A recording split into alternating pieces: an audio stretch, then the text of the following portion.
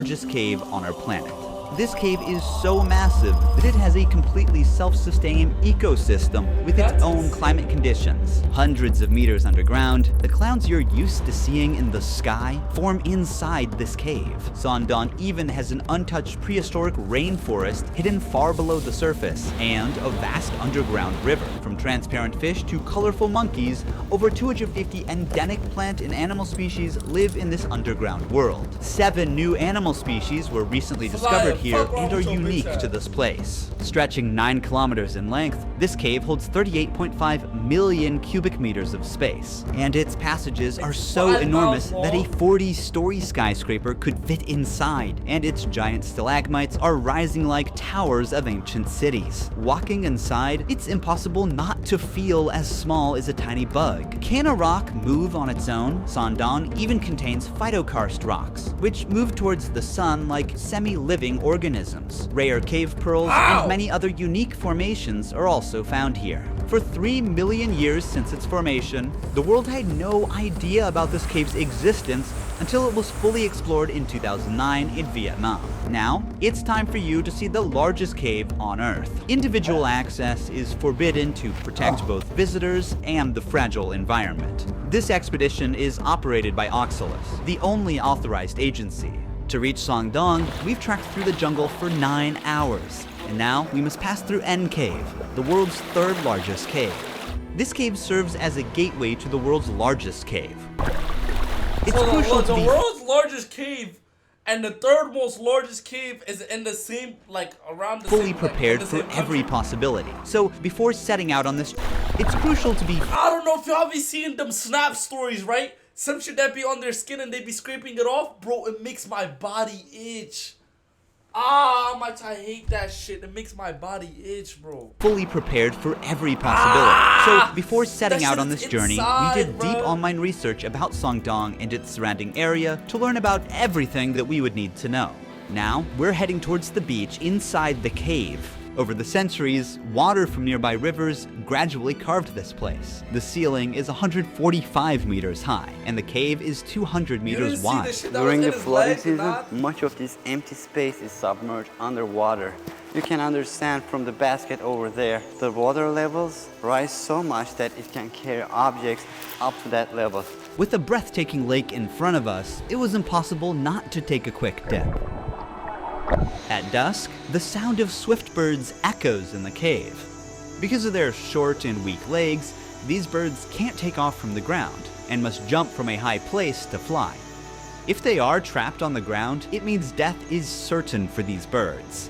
This one was unlucky and waited to die. At sunrise, we're ready for the journey to Sondong. If we call this cave a neighborhood, then Sondong is a massive city in comparison. I'm still icked out from that, one, bro. It makes my body We will move to the darkness now. I can't help but wonder what awaits us in Sondong. As we walk, dozens of crickets on the ground start jumping from side to side. The ground is covered with centuries of bat guano. Above us, countless bats hang in deep sleep, but some are awake and constantly defecating on us, so it's not a good idea to look up. What happens if you look up? That's how my arm looks. We pass by formations that look like travertine. The limestone steps take us to the path that leads to Sondong. Wow.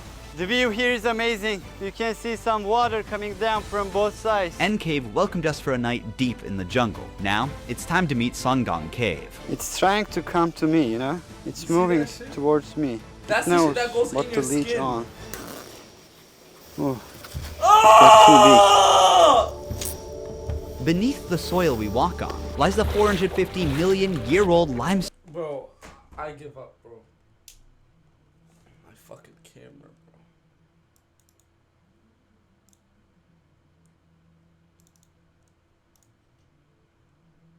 Yeah, chat, we're going back. Stick it in the... Stick it in Lord Hill. Ah, hell nah, bro. Y'all niggas actually freaky, bro. Y'all jacking y'all on dicks, bro. What the fuck is wrong with y'all niggas, bro? limestone formation, which began forming long before the existence of humans or even dinosaurs. This calcium-rich limestone is composed of shells and skeletons of ancient sea animals that sank to the ocean floor and gradually compressed over millions of years. However, since calcium dissolves easily in acid rain slowly erodes limestone and forms caves over time. This is how the world's largest cave was formed, by rain dissolving limestone. A challenging final climb brings us down to the grand entrance of Shandong. As we move deeper, everyone's switching on their headlamps now. This path will lead us to the Hope and Vision Passage. In this 9-kilometer-long cave, there is so much to explore. We might be the first to record newly discovered animals. This is the entrance of Shandong Cave. You can see those people look tiny at the entrance. Even just a few steps in, we're surrounded by incredible cave formations. The water, rich in minerals, flows down from the ceilings or walls and builds these beautiful rimstone pools over time. The very first animal greeting us is a cricket. We are making our way through the rocks. We're finalizing Some stalagmites are sparkling in pure white because of the mineral type they're composed of. It looks like a diamond. Yes, it does. There's a huge stalactite in bronze color, resembling frozen waterfalls. The orange-brown hue suggests the presence of iron or other minerals. Heno gonna think like everybody's against him is one person, Heno. Heno gonna be, what the fuck is going on? Why is Lord on the 4th, 3rd, and 2nd, 5th? Why they on my ass, bro? Mixed within the limestone. Some stalactites have actually broken off from the ceiling and fell down to the ground. That one in the middle is a fault line. It was formed because of tectonic movements of the Earth. Shandong's enormous size is not just the result of water erosion, but also the fractures caused by tectonic movements, which created pathways for water to flow deeper. There's a huge river in this part of the cave. If you fall, you can't swim. It's so fast. Heavy rains feed many rivers here, and a large and fast river now flows through the cave. Lilia, you want me to How fucking did die, this come Lilia? to life? We are like hundreds of meters inside the cave. There is no sunlight. Heavy floods can bring soil and plant stems into the cave. That's why we see a sprouted seed here. Unfortunately, without sunlight, they won't survive for long. The flood also brought spores in, so now there are mushrooms growing here. The moisture and darkness are perfect for them. Just yesterday, the water reached up to here. It carried a lot of mud with it. It's so recent, as if the flood just happened here. Signs of the incident are still visible. We reached the Hope and Vision Passage. This is the largest part of the cave. I'm standing next to the tallest stalagmite in the world. It is 80 meters high. It took an average of 800,000 years for these minerals to accumulate on the ground as water dripped from the ceiling and formed this massive stalagmite. The reason it got so huge is because it grew in a part of the cave where the ceiling is over 170 meters high and more than 130 meters wide. So this part of the cave is as large as a 40-story skyscraper could fit, and even a double-decker aircraft could fly through. You can see the light coming from the first dolin very far ahead. That's where we are heading. We spot cloudy-like white patches on the ground. What is this? A spider web. When they sense vibrations of a trapped insect, the spider jumps out, bites the prey, and returns to the funnel to eat. These are sand towers. When water drips from above, the parts under the pebbles are protected while their surroundings erode, and in the end, it forms these towers. It looks like a small metropolis. If you carefully look at it, there's a guy standing on the top of that rock. Our teammate in the far distance is now standing on a stalagmite of 60 meters in length. We move 3 kilometers forward in the cave. This is our camping Nobody site. has died in Imagine this cave? sleeping here, looking at this view. From here, you can partially see the first dew line. It might look like the cave's exit, but it's actually the first of 2 massive dew lines. And from here on, things will get more incredible. The temperature difference between the outside and the inside of the cave forms mist and clouds inside the cave. The area beyond them is called Watch Out for Dinosaurs. We will explore that place tomorrow. For now, it's time to rest. Now we are going to first dolin. This is the next day. There will be a lot of things that we will see today. Let's go. We are crawling through narrow passages to get to the first dew line. A very narrow point. These sticky threads are traps belonging to cave worms. They produce a blue-green light from their tail to attract flying insects to these sticky threads. Once an insect gets stuck, the larva pulls up the thread with its mouth and eats its prey. This limestone is the oldest limestone in Southeast Asia. It is more than 400 million years old. While some sea creatures become part of the limestone, How you know it's 400 million years old, bro? How the fuck did you get down to that conclusion, nigga? What makes you think it was 400 million years old, nigga? What makes you not think it's 200 million old, nigga? 200 million years old. Why 400 million? others mineralized and ended up as fossils, like you see in this example. We'll get into the details of this fossil later. We're almost there. Sun! Wow, it takes for water droplets to reach the ground for like 20 seconds from up there. What is the height of this wall? It's around 140 meters. Everything is huge here. When you look up, you can see the trees of the rainforest surrounding the opening. But right now, we are meters below and still inside the cave. The reason why this hole exists is that hundreds of thousands of years ago, the river flowing inside Songdong eroded the limestone and weakened the roof. The roof couldn't hold up and collapsed, creating this giant hole above. So the light gave life to these algae and mosses. In the afternoon, we'll go to Dolin number 2. It's very different. You'll see a real jungle there. But first, let's see the first of the last two incredible formations here. This is also a stalagmite, but it's a different one. It owes its unique layered shape to the waterfalls. These are phytokarst formations. They are rare limestone formations shaped by the growth of algae, mosses, and microorganisms together with calcium carbonate. Since both biological and geological processes shape them, they're like partly a living and partly non-living. Here you can see the phytokarst formations moving toward the sun like a hand extending from the cave. Climbing 1 kilometer down and up in the dark, we finally reached our next destination. This is the second dolin, much bigger than the first one. This looks amazing. All of a sudden, we are in a forest, in a cave.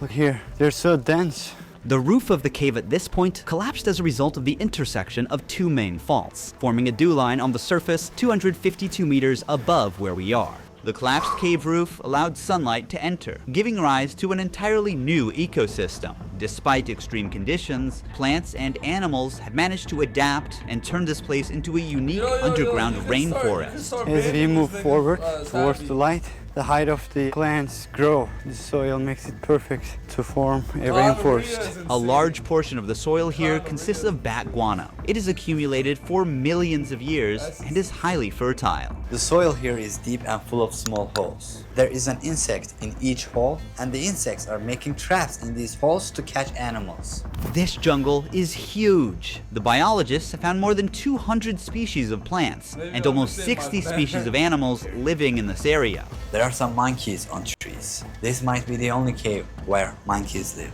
Most primates typically prefer trees as their habitat, and cave environments are not suitable for them. However, this extraordinary cave has become a new living space for certain species. We came across a centipede, and snakes are living in this forest as well.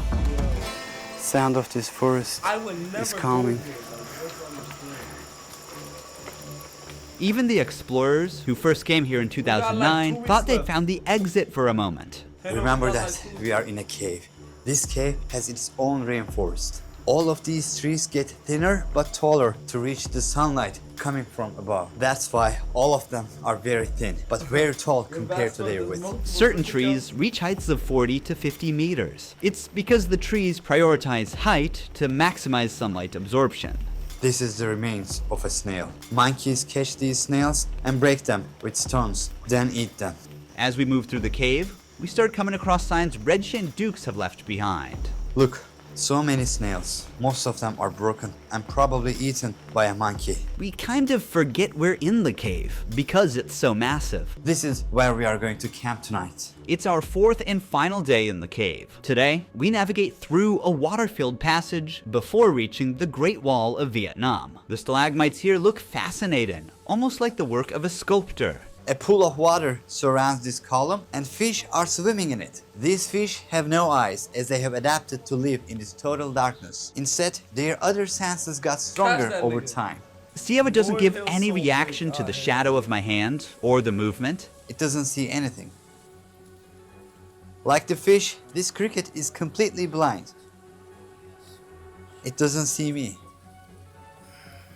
These super rare formations are called cave you mean, pearls. Nana? What They are you mean? usually 1 centimeter in diameter, but here, since they are too old, some of them are as big as a tennis ball. Just like real pearls, they form around a tiny nucleus, such as a grain of sand, with layers of minerals slowly building up over time. They need a few hundred years to be fully formed. As we push further into the cave, something unexpected catches our eyes. These are deer bones. They're estimated to be 500 years old. There is one last challenge ahead, an 80-meter high karst wall called the Great Wall of Vietnam. To reach there, we must also pass through a 600-meter long Passchendaele passage.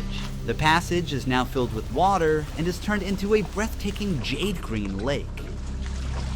It's so high that the light does not reach to very top. After the wall, the light from the exit is visible from 500 meters away. We have explored the world's largest cave from one end to the other, yet on the 4th day of the exploration, one mystery still remains. Which ancient creature the fossil we saw in Sondong belongs to? I'm opening Opera browser and quickly navigating to the cave's website to check the related article. Here we'll find the same fossil's image and its description. I'm gonna press Command/ or Control/ to open Aria. It's a built-in AI tool. Let's ask it to highlight the key points in this article. The article mentions 2 different coral fossils, but doesn't specify which image belongs to which creature. Luckily, Aria has image recognition feature. I'm gonna upload the image. It identifies the first I'm using. I can access slightly in years group like animal. With 10 recent visited tabs by Video's over. It's just an ad. That's insane. It's actually crazy, bro.